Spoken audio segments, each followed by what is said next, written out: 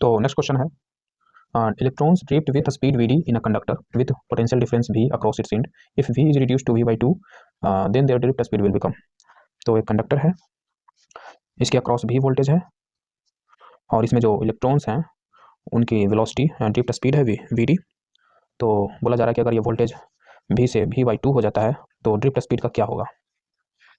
तो यहाँ पे हमें साफ साफ पता चल रहा है कि ड्रिफ्ट स्पीड और वोल्टेज के बीच रिलेशन चाहिए।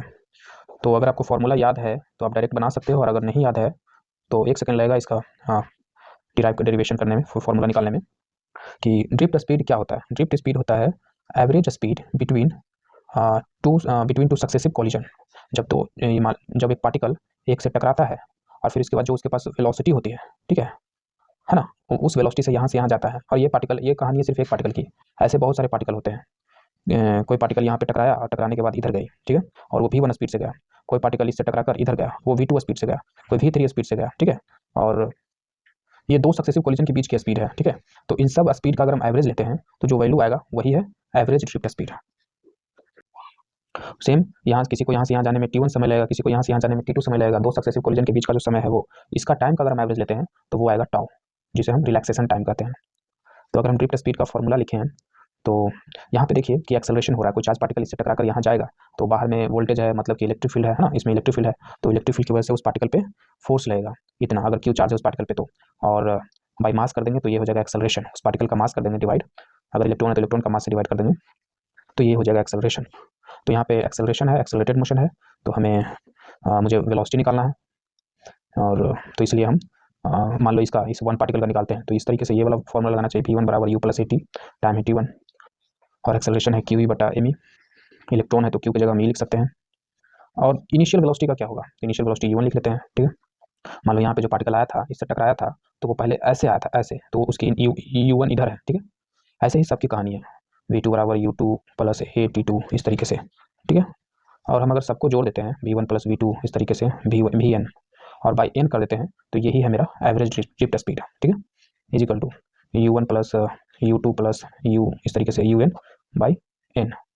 और एक्सेलरेशन कॉमन ले लेते हैं तो t1 plus t2 tn by n, ये हो गया इस तरीके से। तो इसको तो हम ड्रिफ्ट स्पीड लिख सकते हैं। इसे क्या करें, तो देखिए अब ध्यान से इसे हम यहाँ बनाते हैं। 1 की कहानी देखते हैं। तो 1 ऐसे आ रहा था u1 स्पीड से, ठीक है। इसके टकराने से पहले इसका स्पीड u1 था और इस डायरेक्शन में था, फिर टकराने के बाद इधर जाने लगा, ठीक है। और एक दूसरे पार्टिकल 2 की कहानी देखते हैं, तो वो इधर आ रहा था, ठीक है, u2 से इधर जा रहा था, टकराने के बाद फिर इधर जाने लगा, ठीक है। एक और की कहानी देखते हैं, जरूरी नहीं कि सभी इधर भी हो सकता है। u3 इधर से आ रहा था, टकराने के बाद इधर जाने लगा, ठीक है। तो आप देखोगे कि u1 कभी इधर जा रहा है, कभी इधर जा रहा है, कभी इधर जा रहा है, कभी इधर जा रहा है। तो इसका सम करेंगे, u वेलोसिटी है, वेक्टर क्वांटिटी है, तो मैग्नीट्यूड के साथ साथ डायरेक्शन भी लेंगे। तो इसका जब सम करेंगे तो ये ओवरऑल 0 आएगा, ठीक है। और ड्रिफ्ट ये जो v1 v2 है, क्या इसका 0 नहीं आएगा?